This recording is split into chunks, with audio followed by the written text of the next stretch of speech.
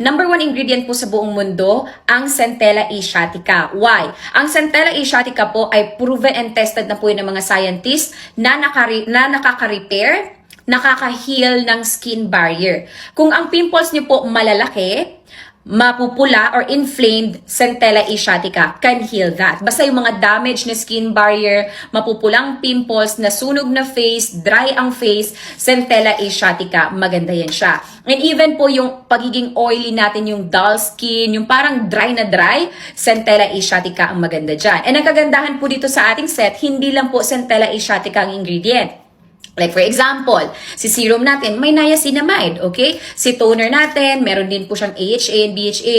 Yan po ay mga gentle exfoliant. Pero so, ibig sabihin, magpi-peel off po kayo pero very, very konti lang. These are mild products, okay? These are mild products. And meron na din po siyang cream na moisturizing talaga siya, pampakalma, which is meron siyang camellia oil na really good po para ma-calm ang ating skin. And then, may facial foam din po siya na meron po siyang guyabano extract. Ibig sabihin, di ba pag ang guyabano, kapag halimbawa buntis ka, ganyan, or no, not buntis, I'm sorry. Di ba pag may mga may mga sugat, yung mga winawash sa sugat natin as yung dahon ng guyabano, kasi meron talaga siyang healing properties. So, nasa Centella asiatica yan. So, ang ganda nito, pang-heal talaga siya. Now, kapag may pimples ka, maganda yon. And then, maganda din ilagay si Pecas cream dito. Kasi 'di ba hinihil niya. Ito naman, nire-renew niya ang ating skin. Kaya, like for example, meron kang pecas, melasma, pimples, acne, yung mga bumpy skin, yung mga textured skin, malalaking pores. Ayan, maganda si Pecas cream dyan. Pecas lang ang pangalan niya, pero hindi lang po siya pang pecas. Yun po yung mga sinabi ko kanina. Okay? Eto, para po kayong naka-retinol dito. Kasi ang main ingredient natin is retinyl palmitate. It's a form of retinol or vitamin A, pero mas maganda po siya. Lesser risk of irritation. This one, 3 times a week lang po siya every other night. Ako naman, in my case, 2 times a week ko lang ginagamit, Monday and Thursday.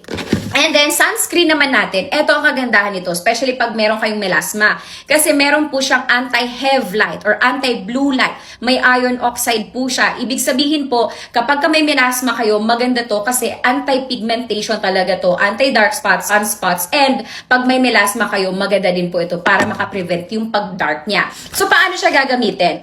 Kapag itong tatlong products or itong set na to ang gagawin po ninyo or gagamitin, itong Centella asiatica set, day and night po yan. Yes, umaga at gabi, same lang ang paggamit. So, facial foam, toner, serum, Cica cream. Sa gabi, after ni Cica cream, magpe-Pecas cream ka. Okay? 3 times a week lang ha. 3 times a week, every other night. Bawal sa leeg si Pecas, bawal sa may eye area, nose, and lip area. Kung andun ang melasma mo, pwede ka mag-spot technique. Yung ganun-ganun lang. Yan. Si Pecas cream, pwede siya sa whole face or yung spot lang ng gusto mong lagyan. Okay? Again, gabi lang gagamitin. 2 to 3 times a week lang. In the morning naman, same routine. And then, after Cica cream, sa sunscreen ka na.